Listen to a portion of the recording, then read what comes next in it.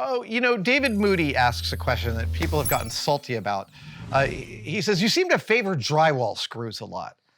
And I have noticed some woodworking craftspeople in the comments of our videos that get very salty with me about my use of drywall screws. And so what David Moody says, do you find them best in plywood and other general uses? The answer is I haven't really A/B tested drywall screws versus other screws. It's just that in general, wood screws tend to be brass, so they strip out easily. I don't like that. So I use the thing that tends to not strip out, tends to work the first time I try it. When I'm doing fine woodworking, I absolutely will use fine woodworking screws. But for basic mechanical holding stuff together, I can't tell you that drywall screws are the best way. They're just the way I'm most familiar with. And that's the full answer. I've been using them since the beginning. Drywall screws came about just before, actually, Norm, just to the right of the yellow Charger, there's an ancient Makita battery. That's the one. There we go. So drywall screws came about, I think, just before I bought my first cordless drill, which was 1984. And I just found this in storage. This is my first cordless battery. This is the battery that powered my Makita drill that I asked my parents to buy me for Christmas in 1984. So drywall screws, like, yeah, they're brittle, they're hard, they don't deal with shear loads very well. I totally understand their limitations. But a lot of what we do as craftspeople is inertial from the things that we got used to. And that's fine. I mean, I see your thing of like, did you find drywall screws to be best? Assumes that maybe I've A/B tested. And there are certainly processes that I use and have used in which I have A/B tested some different approaches to see what I liked best. But like, when I look at a box full of drywall screws, I feel like I have everything that I need. And I'm happy about that. I understand their limitations. I work around them.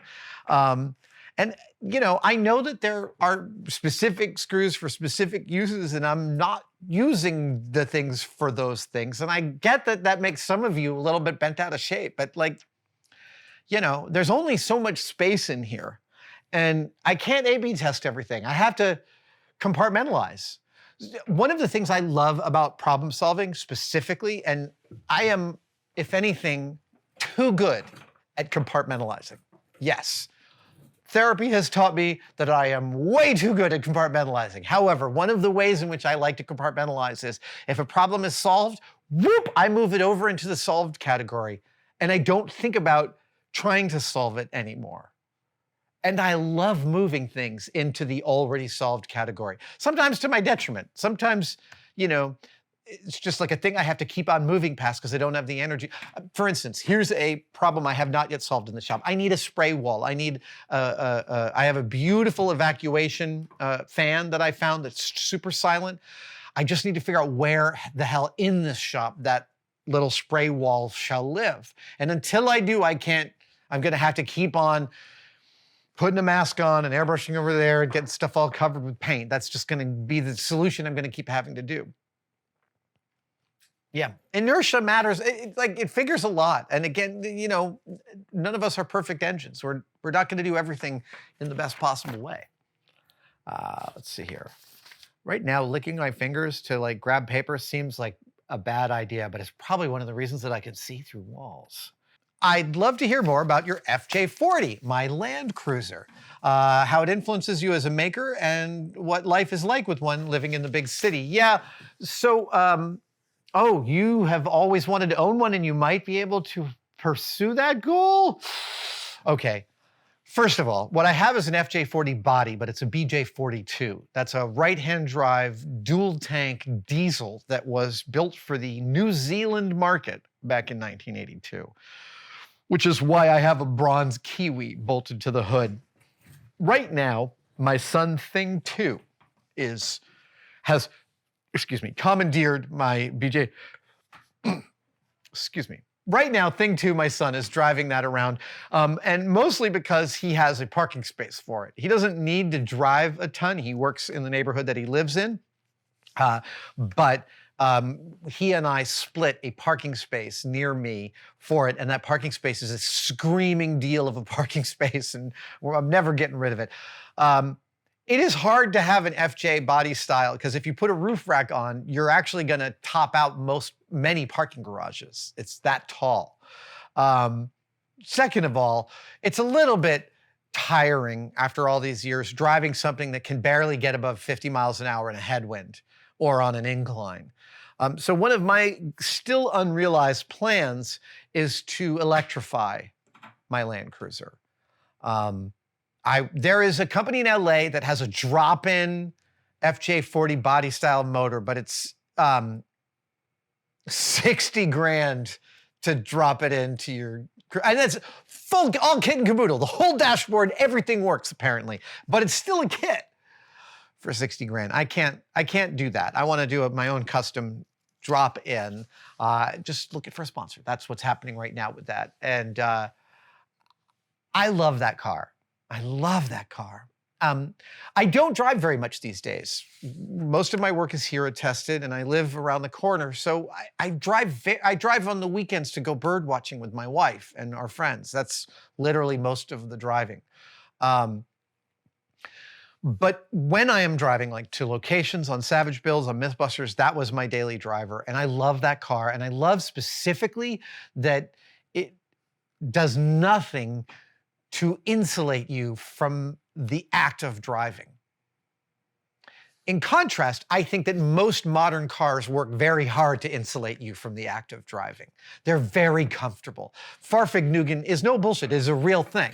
And my Volkswagen Jetta was an absolute dreamy ride to tool around the city in. The Land Cruiser is not that. It's much more akin to like an old MG Midget or a Datsun Sunbeam, one of those cars that feels like you're driving a tuna can around that's angry at you.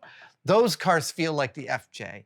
It is not a modern driving feel like an old Fiat does. I call it analog driving. Like on one of our last Mythbuster shoots, we were in the Mojave Desert, and I was in the cruiser, and I was actually camping on site a couple of the days.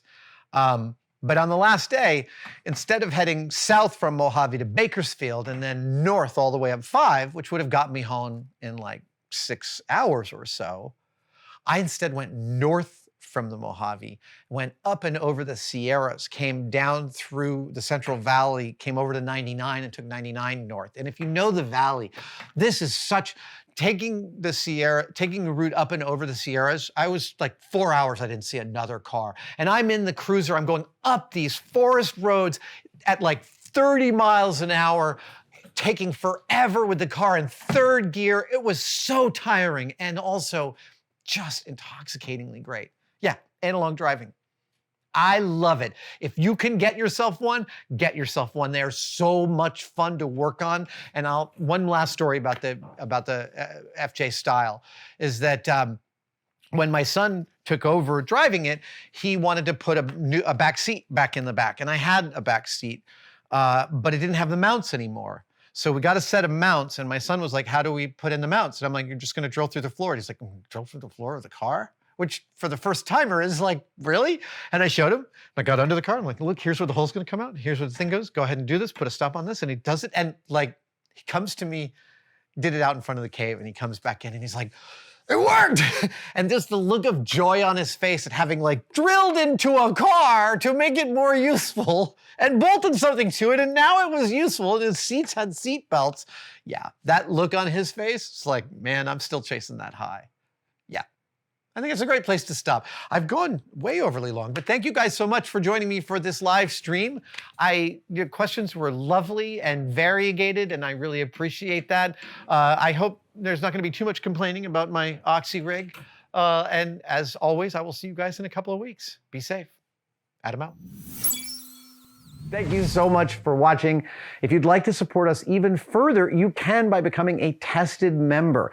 Details are, of course, below, but it includes all sorts of perks, and we're building them all the time. You get advanced word and behind-the-scenes photos of some of our projects, questions. You get to ask direct questions during my live streams, and we have some members-only videos, including the Adam real-time series of unbroken, unedited shots of me working here in the shop. They are weirdly meditative. Thank you guys so much. I'll see you on the next one.